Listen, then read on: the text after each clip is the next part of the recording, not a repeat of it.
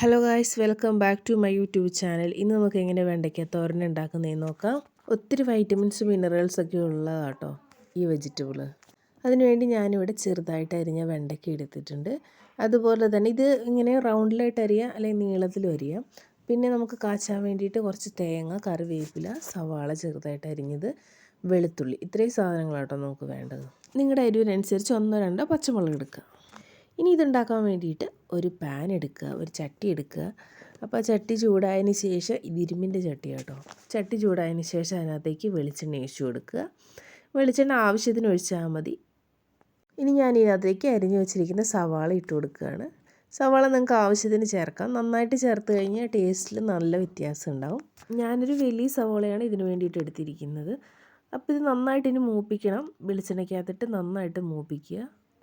ഇത് നന്നായിട്ടൊന്ന് മൂത്ത് വരുമ്പോൾ നമ്മൾ ഇതിനകത്തോട്ട് തയ്യാറാക്കി വെച്ചിരിക്കുന്ന വെളുത്തുള്ളി, പിന്നെ അതുപോലെ തന്നെ പച്ചമുളക്, അതുപോലെ തന്നെ കറിവേപ്പിലയും ചേർത്തിട്ട് നന്നായിട്ട് ഇളക്കി കൊടുക്കണം.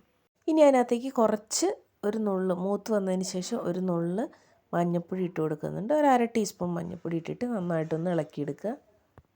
ഇതൊന്ന് മൂത്ത് വരുമ്പോൾ നമുക്ക് ഇതിനകത്തേക്ക് നമ്മൾ നേരത്തെ ചിരകി വെച്ചിരിക്കുന്ന തേങ്ങ ഇട്ട് കൊടുക്കുക. തേങ്ങ അത്യാവശ്യത്തിന് ഇട്ട് കൊടുക്കണം കേട്ടോ, എന്നാൽ നല്ല ടേസ്റ്റ് ആയിരിക്കും. അപ്പോൾ ഇതെല്ലാം ചേർത്ത് നന്നായിട്ടൊന്ന് ഇളക്കിയെടുക്കുക. ഇതെല്ലാം ചേർത്തൊന്ന് ജസ്റ്റ് ഒന്ന് മൂപ്പിച്ചെടുക്കണം. അപ്പോൾ ഇതെല്ലാം മൂത്ത് വന്നിട്ടുണ്ട്. ഇനി നമുക്കിതിനകത്തേക്ക് നമ്മൾ എടുത്ത് വെച്ചിരിക്കുന്ന വെണ്ടയ്ക്ക കുറച്ച് കുറച്ചായിട്ട് ഇട്ട് കൊടുത്തിട്ട് നന്നായിട്ടൊന്ന് ഇളക്കിയെടുക്കാം. അപ്പോൾ ഇതെല്ലാം സെറ്റായിട്ടുണ്ട്. ഇനി നമുക്ക് കുറച്ച് നേരം ഒന്ന് അടച്ച് വെച്ച് വേവിക്കാം.